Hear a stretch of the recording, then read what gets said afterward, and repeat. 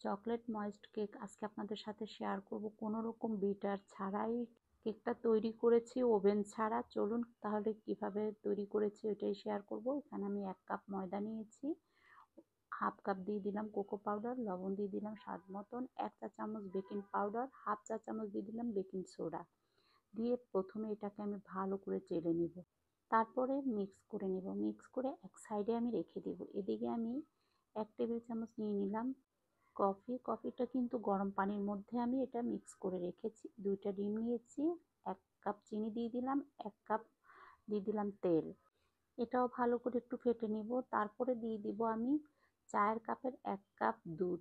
এটা আমি গুঁড়া দুধকে লিকুইড করে দিয়েছি, মানে পানির সাথে মিলিয়ে দিয়েছি।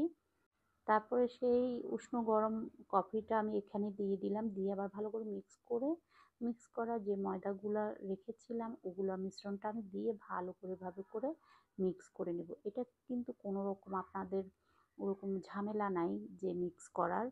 এখানে আমি দিয়ে দিলাম ভিনিগার, এটা 2 টেবিল চামচ অবশ্যই দিতে হবে এটা, কারণ এটা দিলে কিন্তু কেকটা ফ্লাফি হবে এবং ফ্লাফি হলে আর চুপসে যাবে না। তারপর আমি একই সাইজের 2টা মোল্ড নিয়েছি। এখানে আমার এটা প্রায় 6 ইঞ্চি মোল্ড। এগুলো নিয়ে এখন একই সাথে 2টাতে ভাগ করে দিয়ে দিলাম, দিয়ে একটু ট্যাপ করে দিব। আর আজকে যেহেতু আমি চুলাতে করব, চুলাতে আমি আগেই প্রিহিট করতে দিয়েছি, আমি 2টাতে বসিয়ে দিব। এই যে ঢাকনা দিয়ে তারপরে কিন্তু এটাকে ঢেকে দিবেন। তারপর আরও একটার মধ্যে আমি ঢাকনা দিয়ে ঢেকে দিলাম। এভাবে করে কিন্তু ময়েস্ট কেকটা খুব সহজে তৈরি করে ফেলতে পারবেন। এখন দেখেন আমি একটা কাঠি দিয়ে দেখাচ্ছি আর কত সফট।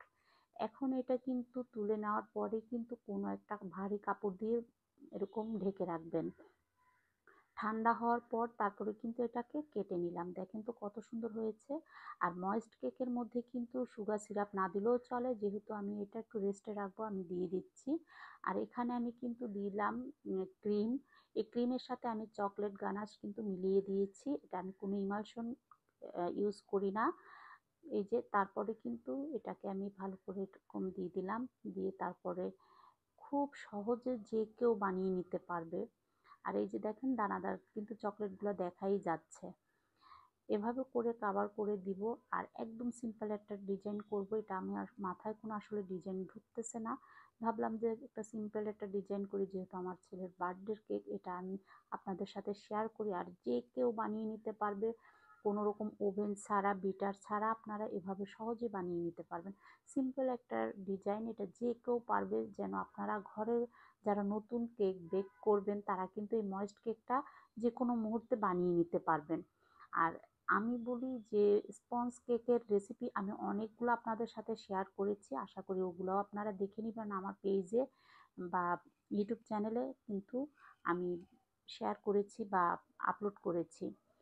খুব একটা সিম্পল একটা ডিজাইন আমি দিয়ে দিলাম, জানি আপনাদেরও ভালো লাগবে, কারণ ছেলে মানুষ তো যে কোনো ডিজাইন দিলেই হয়ে যায় বা সিম্পল রাখলেও হয়ে যায়। তারপরে একটু দিলাম, যেহেতু চকলেট কেক করতেছি, উপরে একটু কিন্তু আমি সুগার বলও দিয়েছি। এটা আমি একদিন পর কিন্তু কেটেছি, যেহেতু আমার ছেলের একদিন আগে আমি বানিয়ে ফেললাম। এই যে দেখেন কেমন হয়েছে বলেন, কত সুন্দর না?